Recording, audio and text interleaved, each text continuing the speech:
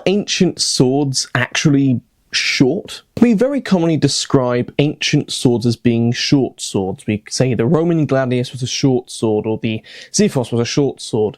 However, this isn't quite right.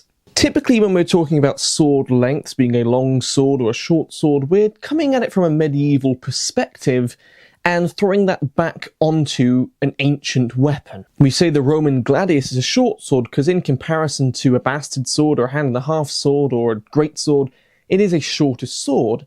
However, in that period, the Gladius is by no means a short sword, it's just a sword. Now, that's not to say that we don't see short swords in the ancient period when in contrast to other more standard length swords in the period, but to categorise all ancient swords like the ancient Greek Xiphos, the Xiphos, or the Roman Gladius as a short sword isn't quite right because we're coming at it from a lens from another period 1,500 years later. I have three examples here of ancient swords. I have probably more what's classified as a Xiphos, something more resembling a falcata, and a shorter style ancient Greek Xiphos. To classify the Xiphos here as a short sword in the period would not be quite accurate.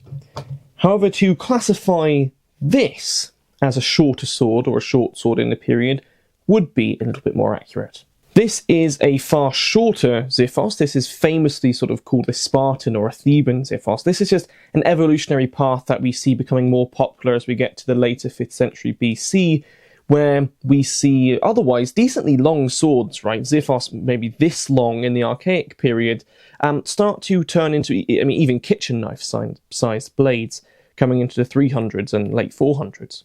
We do see short swords that very much should be classified as short swords in the period. However, to classify a Xiphos as a short sword really isn't quite right. This is just a perfectly well-lengthed sword for the period.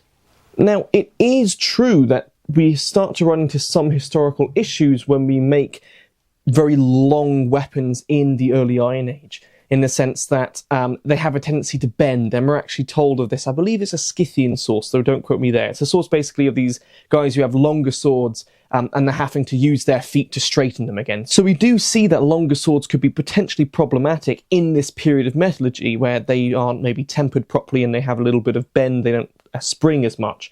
However, again, that's not to say that these swords were short swords. They are just standard length swords. Now, yes, if you contrast that to a very historically accurate longsword, definitely not Lord of the Rings replica wallhanger, then you will see a difference in length. Obviously, this is a far longer sword, but this is a far later period, and this is designed for a far different use. This wasn't the sword length that was desired in the ancient period. It's not really favourable. It's actually quite problematic for very up-close shield wall manoeuvring warfare. This is great for half-swording. This is great for knightly duels.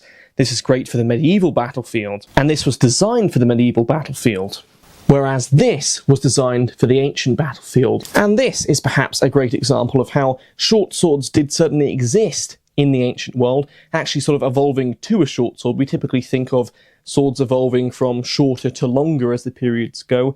We do see short swords, again, we even see swords shorter than this in the period as well. But to contrast and label all ancient swords as being a short sword, or the Gladius as being a short sword, isn't right, because for their period, they are not short swords. They are pretty standard length swords. So that was my pedantic video on sword terminology in the ancient world. I hope that you enjoyed that. I just thought I'd make a little video on that because it's something that I think people often confuse.